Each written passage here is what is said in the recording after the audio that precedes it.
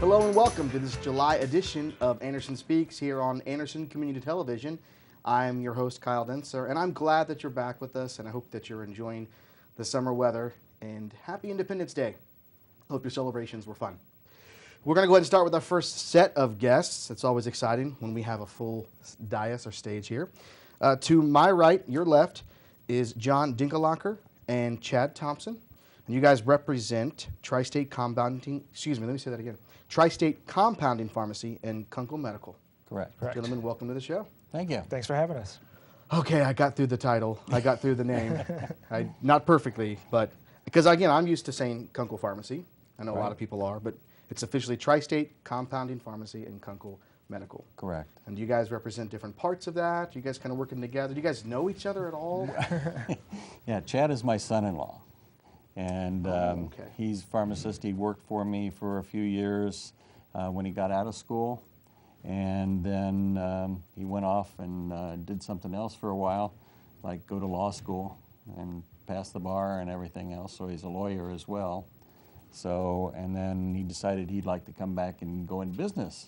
It's like the prodigal son. It's like go out and do horrible things, become a lawyer, and then you come to your senses and come back, right? That's right. Yes. And I'm 66 now, so it's time for me to slow down a little bit, and Chad's raring to go, so. Awesome. Yeah, so I came to my senses and came back to pharmacy, which I enjoy. The thing I enjoy about Tri-State Compounding Pharmacy and Kunkel Medical now, well, it's even difficult for us to say now. You did a lot better job than I did. Is that, we are still that hometown pharmacy. We kind of developed a niche here in Anderson Township where we kind of concentrate on medical equipment and compounding pharmacy, which is a little different than many of the other pharmacies that people come to know. Cool. And I have to say, the whole story of you kind of going into law helps build some respect for you, because obviously you married for love, and it wasn't like a Game of Thrones kind of strategic marriage to take over the kingdom once it was finished. Correct. It's nice that you're qualified and you're set to go. So again, how long has when it was Kunkel Pharmacy? Like, is this something that began with you, and how long ago? Kunkel Pharmacy started back in 1939, and it was started by a fellow by the name of Frank Kunkel. And he came to own about 4 or 5 stores in greater Cincinnati, and he became the executive director of the State Board of Pharmacy, and so he had to divest himself of the stores. When he did that, and that was after he had it for about 20 years, after he did that, he sold the stores to the different managers that he had at the stores. And the next one to take over the original Kunkel store was Ken Memke. And Ken Memke has had it for 20-some years as well, and I've had it for 27 years. So, and then now we got new blood coming in, so hopefully we'll be able to perpetuate the Tri-State Compounding and the medical business. Well, obviously the name has changed, so I would assume something has changed within. But over the years, how has the business changed, and how have you guys responded to that? You want to take some of that? Well, the business has kind of changed. I almost come full circle if you kind of think about it. Years ago, pharmacy was taking chemicals or products and making whatever medicinal product you needed to from the prescription that was required. And then manufacturers kind of moved in, and they kind of took over most of that things, where you got places like Eli Lilly or Pfizer that are making, mass producing all these products. What we've kind of done is gone with that circle where we used to compound products and then, of course, dispense those commercially available products. And now we've gone back to compounding, which is preparing those individualized dosages for people. Something where there's not something already on the market available for them, or if they need something that they can't tolerate something that's already out on the market.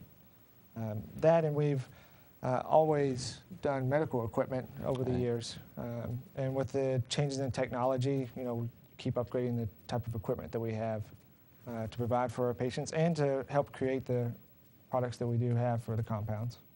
So you've mentioned compound several times, and that's what's in the new name. So can you go deeper into exactly what compounding is, and again how it's different? Because I mean, we think of putting medicine together. I'm thinking of like a little crucible and you're back in the back, like alchemy and things like that. Which isn't a bad thing, but that's just kind of what I think of. So, am I getting closer? Oh, you're getting close. Yeah, we still do use like a mortar and pestle to create some things. Whereas the olden days, all you had was the mortar and pestle, and you had the base powder. And we still have the powders. We have the mortar and pestle, but then with technology, we have equipment that kind of does that for you. You have electronic mixers or electronic mortar and pestles that do some of that. But basically, the compounding portion is taking the chemical itself and making a product. So if someone has an allergy to what's commercially available or what's in there, then we can isolate the active ingredients out, or we already have the active ingredients and make something for them. Or we take a product that's only available in an oral dosage form, such as a tablet or a liquid, and we can put that in a topical form, rather for a person who can't take things orally, or for people's pets. That it's hard enough trying to get a dog to take a pill. Can you imagine trying to get your cat to take a pill? So we make topical products for that as well. So we try to provide solutions for the problems that are out there that the current market can't provide. Awesome. It sounds like the expertise that pharmacists have, you guys get to actually utilize that a lot more and showcase that as opposed to kind of just, because I think a lot of people, they look at the current pharmacies and it's just like, you guys already have the stuff in boxes, you're just counting out what's in there and giving me that. And you guys get the chance to actually create medicine or create some solutions. Yeah, a lot of times there's allergic type problems with the fillers. People are lactose intolerant. So a lot of capsules and so forth have lactose in them that are commercially made.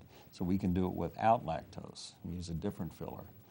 And so that makes a difference for the people because they don't have that side effect then with the lactose issue. Yeah. The other thing that's really occurred is the fact that there's tons of new drugs out now compared to when we first started in 1939. There were not that many drugs, and now there's just thousands of drugs and so forth that they keep coming out with, and every one of them seems to be more expensive. And then the insurance companies get their hand on this type of stuff, and they're providing the payment for most of the drugs through the patients, and they set the price. There's no other way that they do it. So and that's what we got caught into because of the fact that what we're reimbursed is not enough to cover expenses. Wow. So the compounding thing, we still bill insurance for some of these things, but it's not always covered on the thing. But the people that are using compounds and have been using them for quite a while wouldn't switch. I mean, they know that it's really helped their condition and so forth. So, I mean, in any other way, they wouldn't be able to utilize the drug or the chemicals that's helping them be better. That's awesome. Are there any other major advantages other than kind of like the customization and allowing people to use stuff that they normally wouldn't? I mean, those are probably the main advantages of the customization, and that's basically what compounding is. It's a little different from manufacturing in that it's made specifically for that patient. I mean, you have a closer relationship with the doctor and the patient and the pharmacist. It's kind of the triad that you would see between those three. But it's, for pediatric patients, we're able to give a finer dose than what's commercially available. Even though there are thousands of drugs out there, some of those drugs there may be only one or two strengths, and it's not a one-size-fits-all. So we can make concentrations or strengths that are in between those dosage forms for people that one dose might not be enough, but the other dose that's out there may be too much. Very cool. So what with the change with the compounding, what other changes can Anderson area residents expect to see in the store, services, products, things like that? Well, one of the things is medical equipment. The store, Kunkel, has always had medical equipment, but not to the extent that we have it now. There's been a lot of improvements in chairs, wheelchairs and walkers and that type of thing, even so much as commodes and so forth that allow people to be more independent and so forth. So we carry all of those things. We take them to the house, set them up, and do all that service for the people. And it helps quality of life issues. and anymore it's very important. Caregivers and so forth are, hard to find, and if people can subsist in their own environment with the aids and so forth, that's good. And I used to be involved in insurance, and I remember reading a lot about how folks live longer, healthier, and happier when they're in their own environment. Definitely. And so the more that we can accommodate there, the better. Now, you mentioned installing, actually delivering and installing. What other services do you guys, are there any other services that you offer? Well, Just within the realm of everything you guys do. we do the installation. We do also do repairs for people that if they have a product that they, for, like I said, for walkers or wheelchairs or even the lift chairs, which, allows people to be more independent. If they have any problems, we go out and do those common repairs for that as well. So it's whatever we can do to try to help people be more, like I said, independent, so they can be more familiar with their surroundings. Awesome. I don't want to put you guys on the spot, but what do you guys feel makes your business and your service just kind of stand out or different than other places in the area? It's a personal touch. We've grown up with these people. A lot of them are neighbors and they're our friends and so forth. Our kids played with their kids and so forth and so on. And it is a family. It's a family business. I mean, just the fact that we, Chad and I are related, and my wife's a pharmacist. I have a son that's a pharmacist. So it's perpetuated along, and that's the way it was when Mr. Memke had it. And so it's been around. It takes care of people. We go out of our way. If somebody wants something ordered specially that we don't have, we do it. You're not going to find that in the other big box retailers or anything like that. So it's definitely a personalized issue. Go ahead. I mean, it's always been about their personal service. I mean, anything that we don't have, we usually get in for people, and we're still there to answer questions. And it is a smaller family feel, so we're available for people when they call us to ask questions about any of their medications, if it's compounds or other medications as well. I mean, we're there for that, when they have questions about the equipment they have. If they have other medical questions that, they can't reach someone else to talk to, or someone else isn't available for them. I think we've experienced both sides of a big swing where, we have that kind of traditional, kind of the way you guys do it, with a lot more interaction, a lot more time spent together, and then people in all areas, in food and in retail and health insurance and everything. I think we started to swing towards the bigger bang for your buck, stuff's processed. It's more kind of cookie cutter, and I think people appreciated the positives of that, but I think they like the relationships. They like trusting people, and people like being known, I think, is the important part. So when you guys have a service like that, for me, that's what draws me to businesses like yours, is that I can walk in, they'd be like, how you doing? Like, I loved having the same doctor and dentist my entire life. Right. That's always fun, because you got stories of, I got into football because of my dentist, or I got into this because of my doctor. So it's always enjoyable. It's very close-knit, but we still draw from other places like Eastgate and so forth too, because there's not that many suppliers of medical equipment and supplies. So, Hyde Park area is another big drawing thing for us. And we actually have people all over the city. It's just a matter, they might have lived in Anderson Township, but they moved to Milford. Yeah. So they'll still come back to Kunkel. Now, I'm sure that you have all kinds of future plans, you specifically, but other than retirement, what does the future look like for Tri-State Compounding Pharmacy and Kunkel Medical? Well, kind of as you said, there are always changes in both technology and with insurance. And as we move forward, there's always restrictions, regulations, and we do a lot of compounding. We try to want to make sure that there's always something available for people, medication-wise. So if something is discontinued or not being made anymore, we want to be able to provide that for people. So we're trying to expand that type of business, expand the compounding portion where we have a lab there in our pharmacy, which is actually pretty nice to have, that we can do a lot of the compounding that we do and provide those things that, if people aren't able to find somewhere else. And with the medical equipment, just staying on top of that with, as technology changes. And, and to grow with with the community. As you said before, one of the things that we are good at is when we see people pull into the parking lot, we can see who it is in the car, and we already know who it is, and get whatever it is ready for them. And we want to continue to provide that service for the township and for most of Cincinnati, for that matter. Awesome. I think people forget what community means. It's not just living around people, but it's also knowing them. Like when a person you used to help when they were younger comes in with their little kids, that's just, I like the connection. It's always exciting. Do you have, and I don't want to put you on the spot, but do you have a specific timeline, or are you just going to kind of feel this out of when you're, do you know, hey, 2017, I'm in Florida. I'm just kind of curious now. I don't think I could ever completely do nothing as far as the job goes. I miss the people too much. Right. And I'm doing office work and that, and I don't get to see the customers as much. They'll call me out.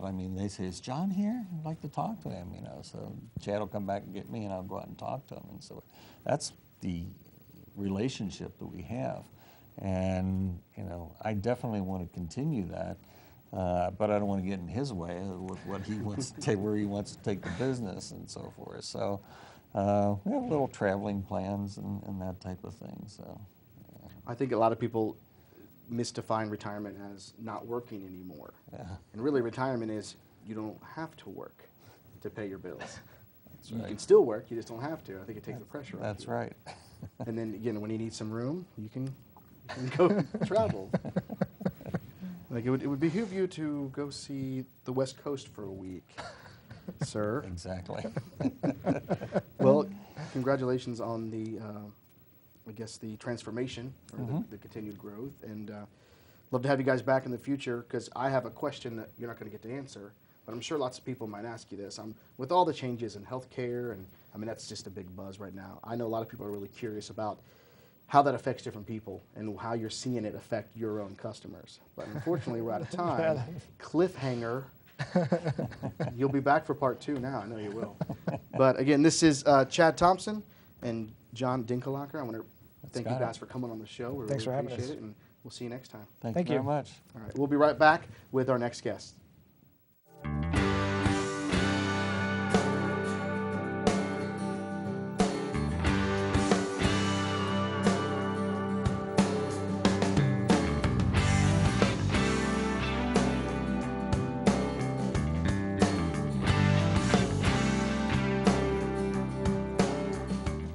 Welcome back to your July edition of Anderson Speaks. We're here with a totally new set of guests who will be just as cool as the last, maybe even cooler.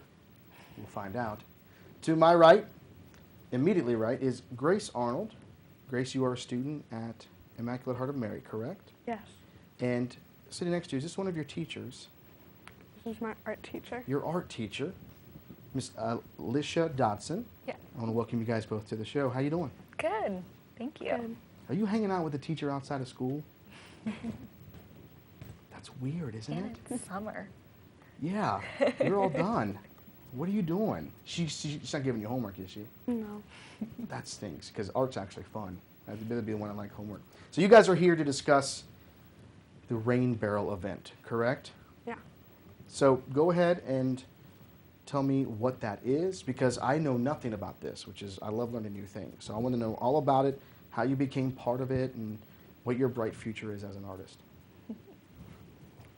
What's the Rain Barrel event? All right, so we partnered up with SaveLocalWaters.org and the Cincinnati Zoo, and they hosted their second year of a Rain Barrel project. And what they did was they selected 50 contestants that submitted designs, and our school actually had 3 students that were accepted, and Grace being one of them.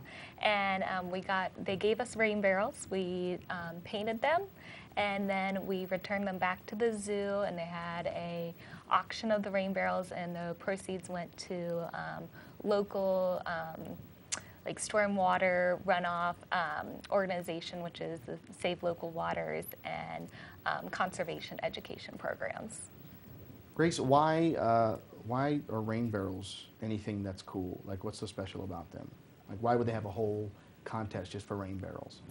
Well, a rain barrel saves a lot of water, and if you put it like by your gutter, Downspout?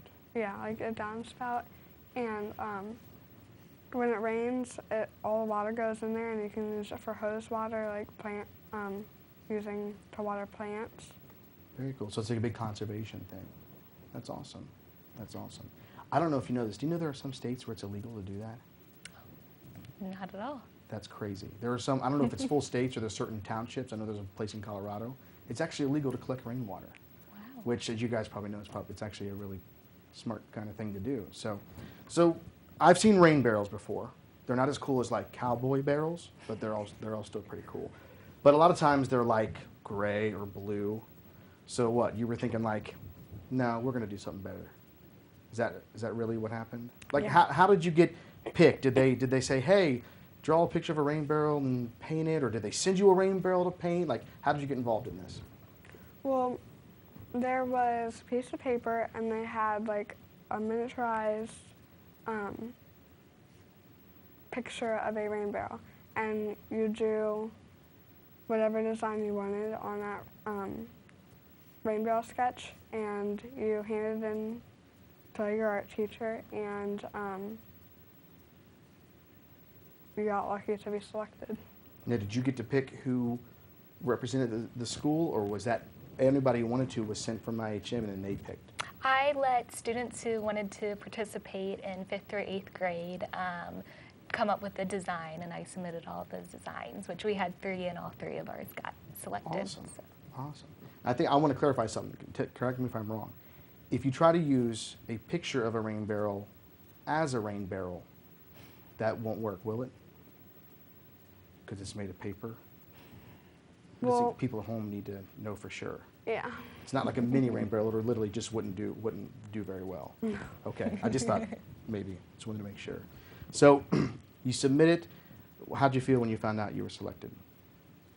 I was really excited because I wanted to save local waters and create a fun way to save them.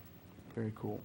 So did you give any direction to the kids with this opportunity, or did you just say, just here, give me your ideas? Well, they came up with their own designs. I kind of gave them some ideas. A lot of the designs went off of animals at the Cincinnati Zoo. And then we would meet on Saturday mornings for about 3 or 4 hours for about a month and a half. And, you know, we used a projector to project our images onto the rain barrel, and then filled it in with paint. And yeah, so I helped them along the way, but it was mostly their designs, their painting, just providing the space and supplies. Very cool. So when you use the projector, I've actually used projectors to make decorations out of like Christmas lights. Like you draw on a piece of paper, and then you put it on the transfer, and then you put it up on a big piece of cardboard, and then was it similar? Like you had like black lines, or you drew on a like a clear sheet, and then projected it on there, and did you trace, or what was the process like? A plain sheet of paper, like computer paper, and it had an outline of a rain barrel, which we drew on, and then we projected it on, and then we like moved the projector away so it was bigger on the rain barrel, and then we sketched it out with a pencil on the rain barrel. Very cool. Very cool. So I've not yet got to see a picture of this. Can you describe it to me? I know we'll have a picture to show folks at home, but what was the design that you submitted that got you in? I submitted monkeys and children.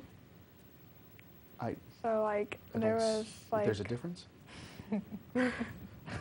well, yeah. I'm kidding. Go ahead. Monkeys and children, sorry. So I drew a couple of trees, and then I drew a smaller monkey try and climb up a tree, and then I drew a gate and then some children looking at the monkey, and then there was another monkey which was bigger, and then there were some people looking at that too. And what was the color of the rain barrel you actually painted this on? Well, first we like scuffed it up because it was plastic, Okay. and so then we painted it white, and then Oh, okay. I did blue for the sky, mostly the whole thing blue, and then like a lighter and darker brown for the trees, and then like a really dark brown for the gate, and then I had all different colors for like the shirts for the Very cool. kids. and Is it kind of a, does it go all the way around? Yeah, it goes all the It's way kind of a around. continuous picture, or? Yeah. That's cool. That's cool. I like that. Doesn't have like nutritional facts or anything on it, like a can of pop or anything. No. Like, don't drink this, it has shingles in it, stuff like that. What are some of the other, did you, I mean, when they actually did the auction, I believe it was, did you get to go to that? No. But did you get to see any other designs? I mean, obviously there was 2 more from your school. What do you think of the other designs? They were really cool. I mean, I thought they were, like, they put a lot of work into it. I mean, one of them couldn't do it with us, so they did it at home, and she did amazing Really? doing it by herself. Very cool. Was the animal thing, was that kind of a requirement because it was from the zoo, or is that something people kind of just went with? It wasn't a requirement. They could submit any type of design, but I do think that was a popular design being partnered with the Cincinnati Zoo. All 3 of our students that worked on them did do animal-themed rain barrels, but once we got to the auction, there were other themes like Dr. Seuss and geometrical designs, Very and cool. there's a lot to choose from. So how did we do at the auction? I mean, did we raise a lot of money? Did we do well? Yeah, all of ours got sold, so. Awesome. So is it to businesses, individuals, or? I don't know exactly who bought 2 of ours. One of our families bought back their own rain barrel, Really? and it's at their house now in their backyard Awesome. collecting rainwater. But it was an event. It was called Party for the Planet with the Cincinnati Zoo. It's in partnership with their Tunes and Blooms event in Okay. April. And what they did as part of the event, they had in their green garden the rain barrels out, and it was a silent auction, and then at the end of the night, whoever was the highest bidder got to take their rain barrel home. So Very cool. we're hoping to hear from some of the ones that bought our other 2 and see where they ended up. So you painted something, someone paid for it, and now it's at their house. You know what that makes you? An artist. You didn't get the money, so I think you're a professional artist, even though you didn't get paid. You know what? You can write it off on your taxes this year. Good job. All right. That's an important thing you'll learn about later. So go back into the proceeds, and just if there's any more information, or if you can reiterate where the proceeds went and what kind of things it's supporting. It went towards the SaveLocalWaters.org, and it's a regional Ohio Valley area organization, and they are putting the money towards just informing people about these conservation issues, and mostly with the rainwater runoff and how we can do that. And they did this event because they really feel like people love the idea of rain barrels, but they're just usually brown or gray or like a basic color, and they thought, if they make it an artwork, people will be more appealed to purchase them and actually put them to use. You may have started something here. You never know.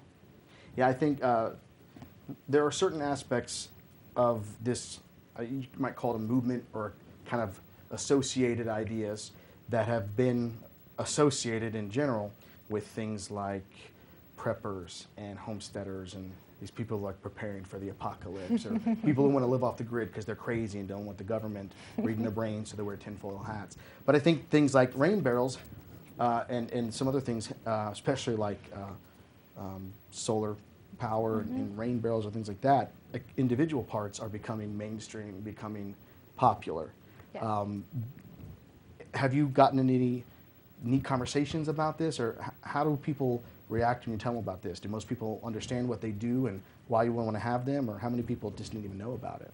A lot of people knew like what they were for, but some people were like really amazed on what they did, on what rain barrels did for the environment. Awesome. Because I mean, that water it's all that water that pools up in our street when it's storming, and instead you guys are putting it to good use. So do you guys have one at home yet? No. You gonna My get one? grandpa actually bought a barrel for me to paint at his house. Awesome. Free labor. Great. All right, Grandpa. So how long have you been an art teacher? I have been an art teacher for 2 years. And how's that going? I love it. So are there a lot of opportunities for students like this? Or is this, I would hope so, but do you see a lot of opportunities for kids to do stuff artistically out in the community? Or is this kind of once in every so often thing? Oh no, art is all over, and I think that's the great thing about teaching art is you can really pull the kids into the community and show them that it doesn't have to be in a museum, it doesn't have to be in a formal setting, that it can be, where you are. And I see even your building has art all over it, and it's great that they can be a part of that too. We're very fortunate here with the support Yeah. that the township gives. The building itself is gorgeous, but then how we get to decorate it. What I love about the rain barrel thing is that it's art, it's cool, it's pretty, it's decorative, but it's also useful and practical. I think a lot of people think of art, and not to demean this at all, but it's something that sits on your wall so it's not blank. Or it's a vase that you might put flowers in or something, but things that are rugged and can be used and provide a value beyond just the aesthetics. It's always very cool. It's like I have a friend in college who had a car that she was given, and she painted it with stuff all over it. I mean, it didn't, it wasn't changing people's lives, but it was just neat to see something that was useful, but also you like, oh, that's pretty, that's nice. Yeah. So it was covered in butterflies. Think you could do that? Maybe. All right, we'll talk. We'll talk afterwards. So remind me again, how long did it take you to finish your barrel? Like not, if you took all the time you worked on it and just put it all together, are we talking a day, a week, 2 hours? I mean, are you a prodigy or what? Like a month. Yeah, it was about a month and A a month or half. so. We did it every Saturday. Okay, okay. Spent about 3 hours each Saturday morning So about working on them. about 18 hours then maybe? 18, 20 Yeah, hours? yeah. So you spent almost a day of your life on this thing. And now it's sitting in someone's house making it pretty. So will you look for more opportunities like this? Did you enjoy the process? Yeah, I really did. And then now you're going to be famous. You're on TV. You're going to be on YouTube. You get to talk to me. Hello. Things are looking up for you. That's awesome. So is art just something that you do because it's a class at school, or is this something that you do on the side? Is it an interest of yours? Do you want to do more in it? I actually do want to do more in it. My aunt is actually an artist. She does ceramics. Really? Yeah, and I want to follow in her lead. Is that the medium you want to go into, or do you want to kind Like, of explore I like different? pottery. Like, I like molding things. I like playing with things with my hands. Awesome. What else do you get into now? What do you do for hobbies? I do basketball. That's using your hands. It can be pretty. Maybe not for the other team, but. So you're on summer break now, but you're going to be in 7th grade. Yeah. Do you guys take art every year all the way through at IHM? Yep. Yep. So you got a lot of cool stuff to look forward to. Very cool. Well, next time you win some big contest, you have to come back and tell us about it again. Okay. You promise? Yeah. But don't make it to when you can actually drive yourself. You have to do it sooner. Okay. We were trying to figure out if she drove or walked here. She didn't remember. Well, I want to thank you guys for coming on. I appreciate the story. I appreciate you guys sharing, and I'm glad that everybody got to see what you did. Just a quick question: is there anything on like the zoo's website or IHM's website that kind of showcases any of this? Yeah, we do have an article on our website. We have been in the community newspapers too, and I think there is actually at the Cincinnati Zoo a few rain barrels that did not get sold. So as of a few weeks ago, they were still had some available for purchase too. Very cool. Very cool. Well, when you paint that solar-powered car that you were talking about earlier, you come back and tell us about it. All right, this has been Alicia Dodson, art teacher at IHM, and this is IHM student Grace Arnold, our wonderful artiste. I want to thank you for sharing your talents, and congratulations. Thank you. You guys got to go, right? Yep. Too bad. But we do have more guests, so stick with us, and we'll be right back.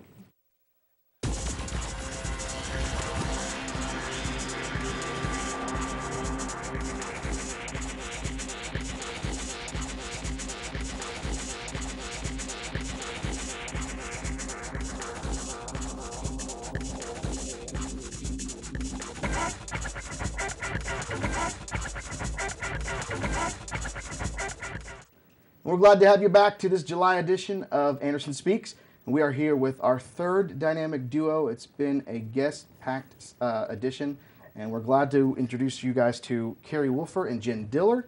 And you all are here representing a very special group, Moms for Moms.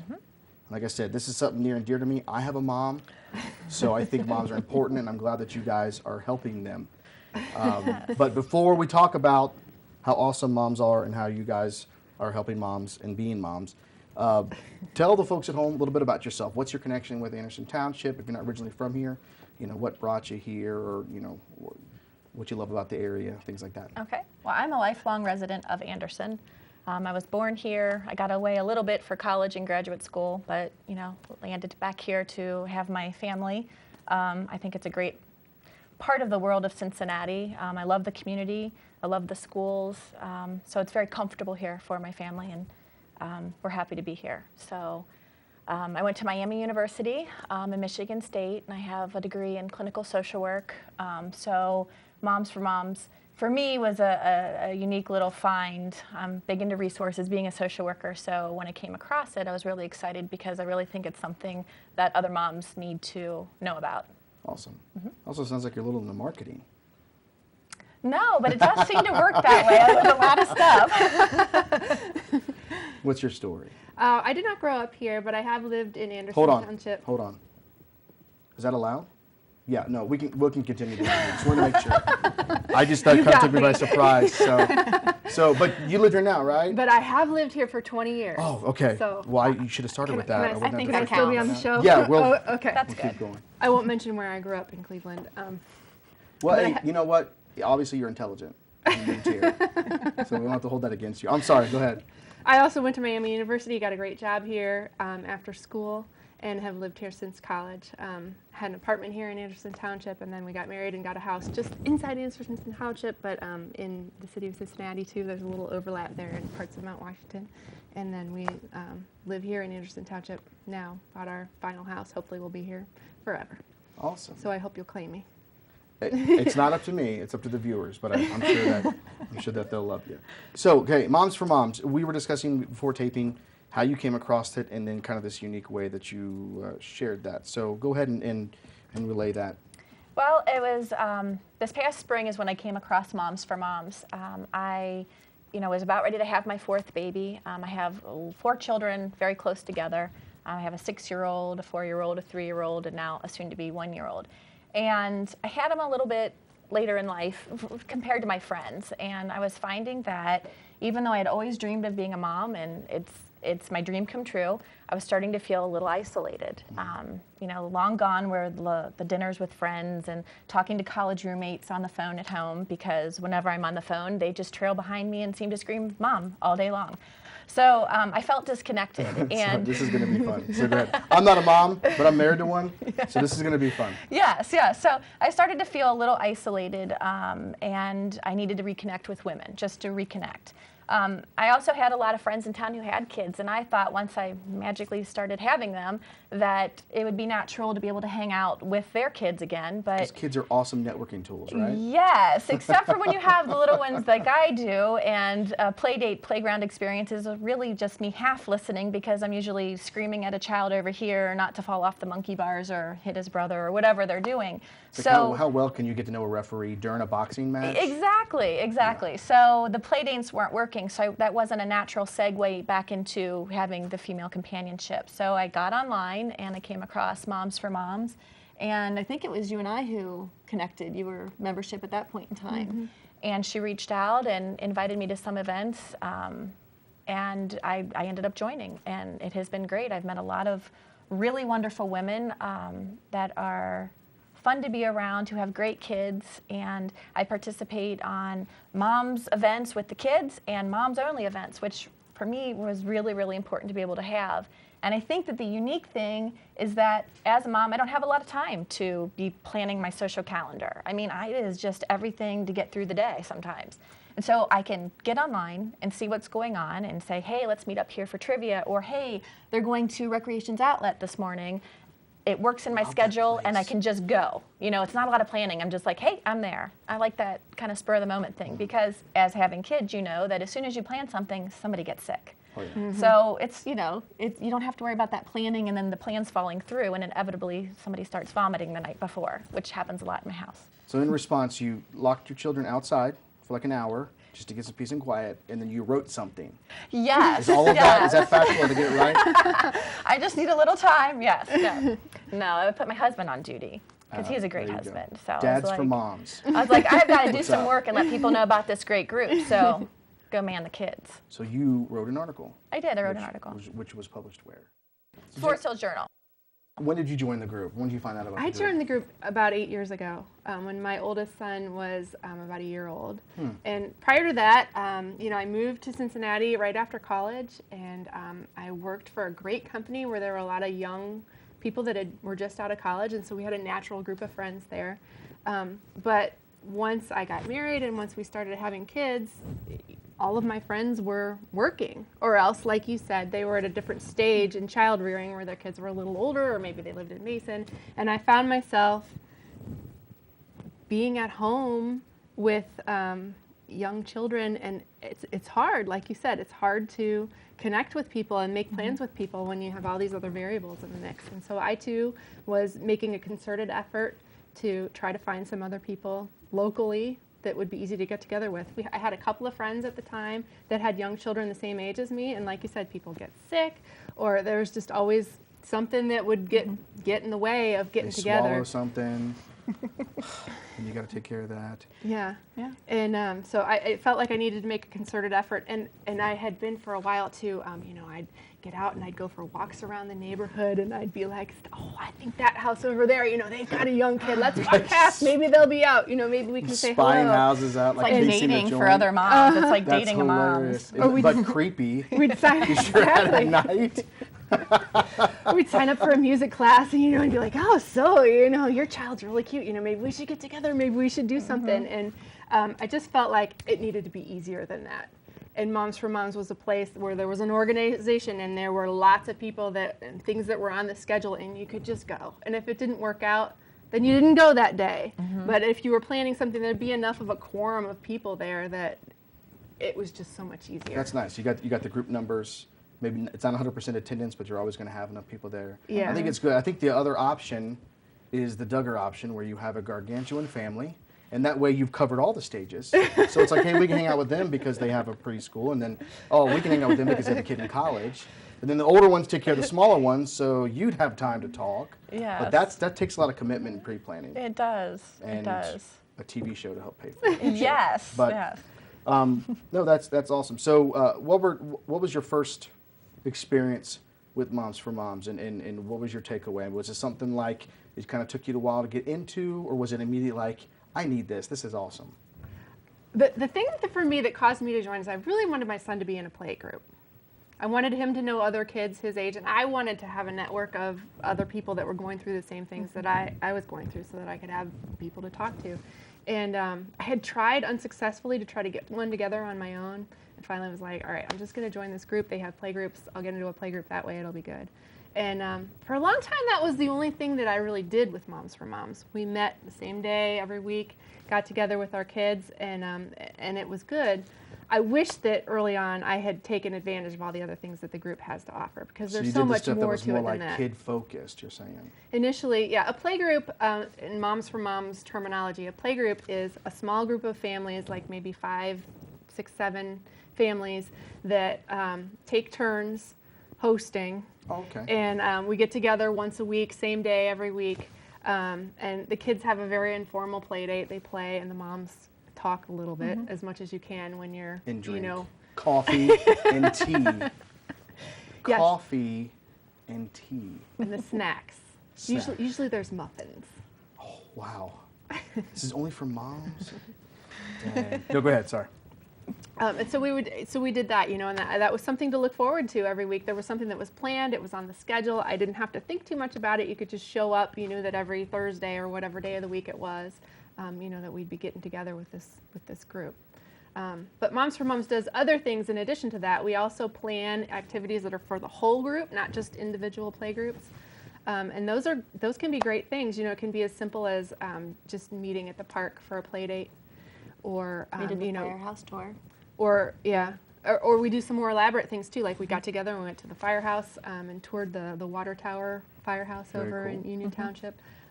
We put on a bike and stroller parade around the 4th of July every year. We'll do an egg hunt. This year, the one woman that kind of leads up the kids event, she's got great imagination. She comes up with some great ideas. She did a St. Patrick's Day hunt for gold this year. Very cool.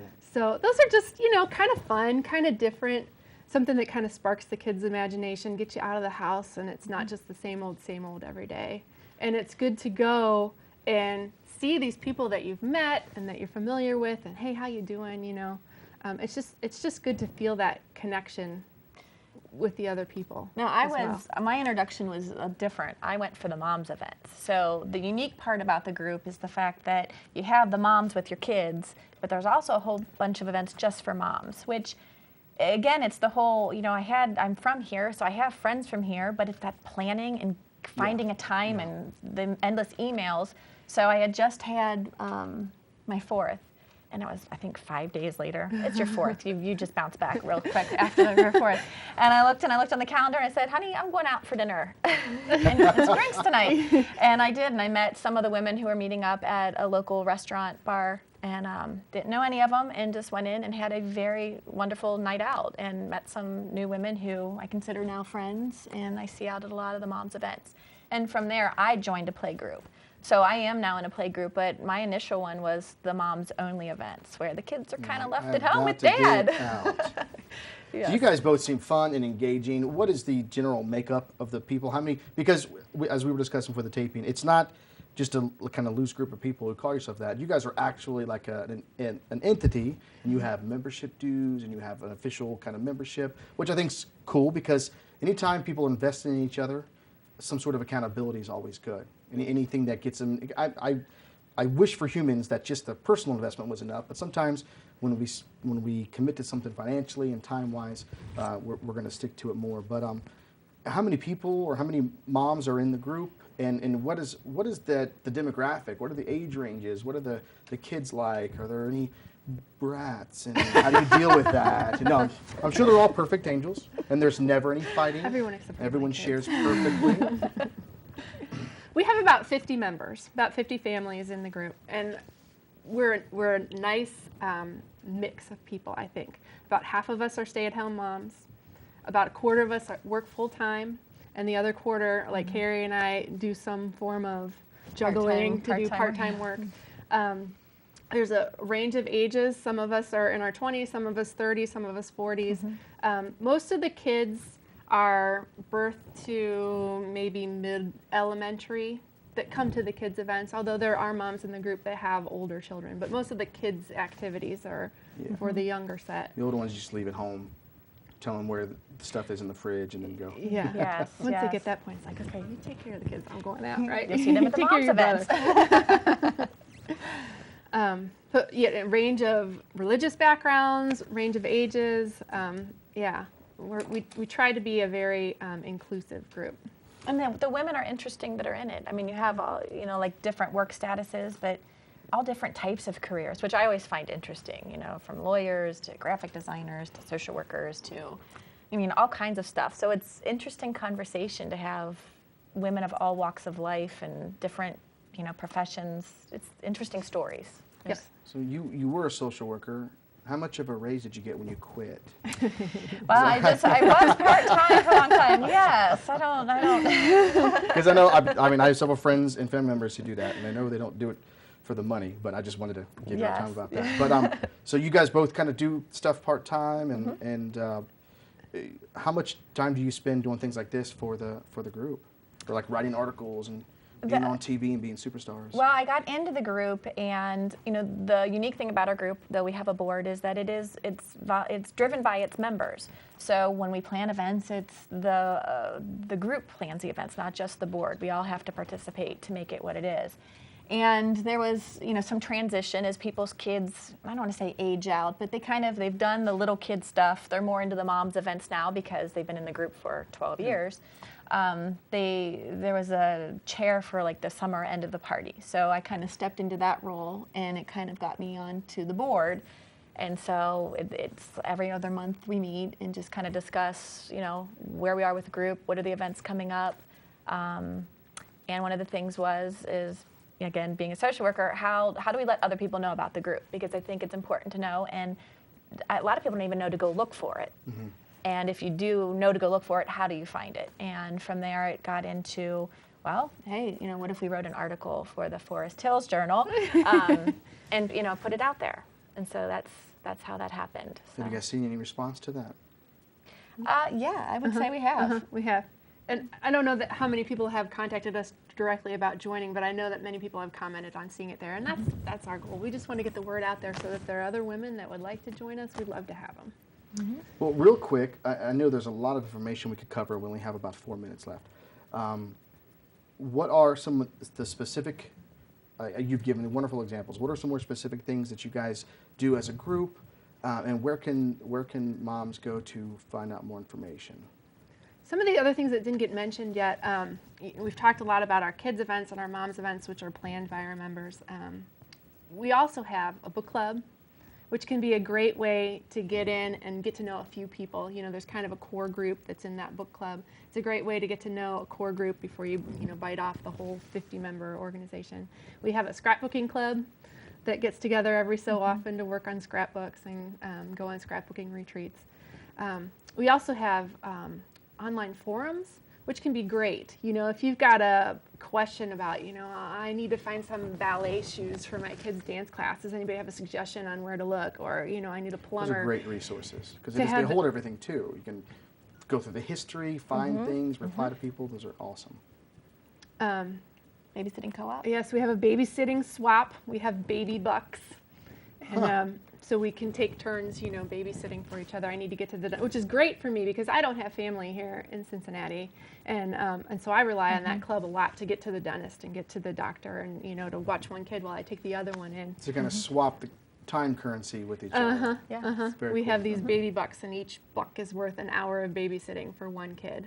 And so we trade those baby bucks as you use. How do you earn those? Do you have to do it, or can you buy them? No, you have to volunteer your time. It's not like Bitcoin. You have to go some mathematical problems or something online. I see you sent some awesome notes. You guys have game night. You guys go to comedy clubs. You do yoga. I thought this was fun stuff, not hard work. Because I know a lot of guys make fun of yoga. I've tried it, and it kicks my butt. It is difficult. Like they have people like in the front who are the stars, and the people in the middle, and then there's that one person in the back who does it all modified, and that person in the back still I can't keep up with. So. Yeah, that would be me.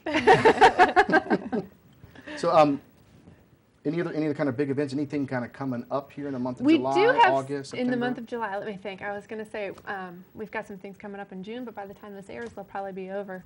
We are planning a membership event for mid-October. No, end of September. We're going to go out. We're going to rent out Mac's Pizza Pub and have an evening there. Maybe some massage therapy and drinks and appetizers. And so that massage therapy, drink therapy, food therapy. Yeah. So anybody that's interested in coming and seeing what we're all about, that would be a great time to come. Look us up on our website, and our which email we'll put on the is on screen, there, but the which we'll put on the website screen. CincyMomsForMoms.org. Okay. And we have the summer party that's And we have a summer party coming up in the first weekend of September. Now, is that a kids event or mom's event? It is a family event Awesome. because there are events where we actually invite the husbands along. Really? Because, you know, like my husband takes, you know, a lot of care of the kids as well. And, you know, it's fun for him too to go meet some of the other dads. That's and, awesome. And, yeah, so we're doing a big old barbecue. Very cool. Very cool.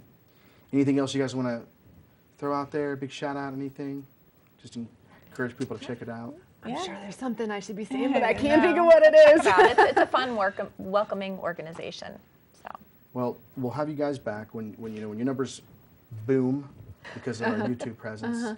We'll have you guys back. Let us know what's going on. But appreciate you guys coming on. Thanks for having us. Thank you very much. It's an honor. Glad you guys have what you have, because it's something you hit on earlier. I think is awesome. Is that the importance of the just mom stuff is when kids get older, and they're not playing together anymore, it's like if you didn't have that, it's like, oh, am I out of the group now? But those relationships can continue, and that's what it's all about. So, well, this has been Carrie Wolfer and Jen Diller with Moms for Moms. Check them out at Cincy, C-I-N-C-Y, momsformoms.org. That wraps it up for our July edition. Enjoy the rest of your month, and we'll see you next time. Bye-bye.